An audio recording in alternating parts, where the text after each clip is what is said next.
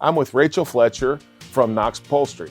Rachel, tell me about your business. So I am basically a furniture upholstery service. I basically take a chair or a sofa, pull off all the fabric and the padding, shore up the frame, and put new life on it.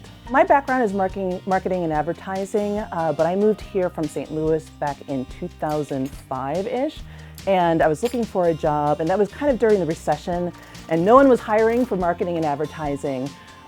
So my husband is a set designer over at UT Clarence Brown Theater, and they were looking for a props assistant, and I slid right into that position. And that's where I learned how to upholster furniture. You come from an artistic background. What was the transition into starting a business using the talents you learned someplace else, the artistic talents? I'm not gonna lie, it was hard. It was really hard because no one knew, there were only a couple of upholstery shops here, and I was the first one who had a website in the Knoxville area, and that helped. That was really key there. When we look at the textile industry and the changes that we've seen there with materials and techniques, can you take us through how it's different what you do now than what it would have been years and years ago? Upholstery is so traditional. There's not, the innovations are really more in the tools that we use now. You don't have to necessarily hammer in your tacks. You can use a pneumatic gun for that. But the textiles and the same tradition of pulling and stretching and just getting a really good workout is all the same. Small business people face a lot of challenges. As a female small business person and entrepreneur, what additional challenges do you feel that you've had to overcome? I find that a lot of the pushback I get is from other male upholsterers. They think that I can't do the job. I can't lift that sofa onto the table, which I can because it's all about leverage and getting yourself up and underneath there. But I think the most important thing is just to keep persevering and going forward with it and drowning out the noise.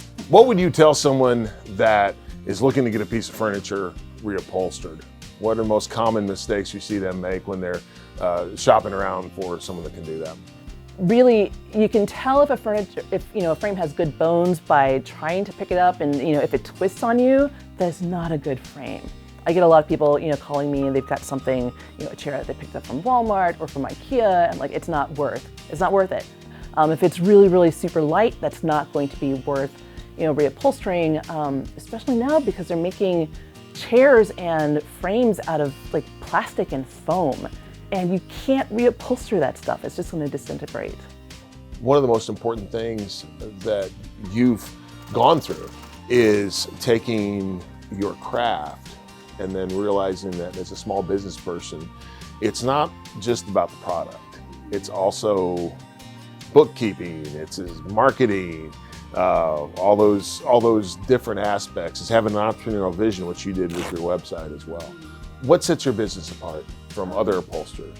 The thing that sets me apart is that I am a one-woman shop. So I am here, I am tearing down your furniture, and I am making the decisions. I can make something completely unique to you and to your lighting and to your walls and to your design. And I think that might set me apart because you do have some larger operations here, and that's fabulous, and they do some really great work. But if you really want someone who's going to pay attention to your specific piece, that's who I am. Thank you, Rachel. It's been fascinating to learn more about the upholstery process and also about your business, and good luck with everything. Thank you so much. It's been a pleasure.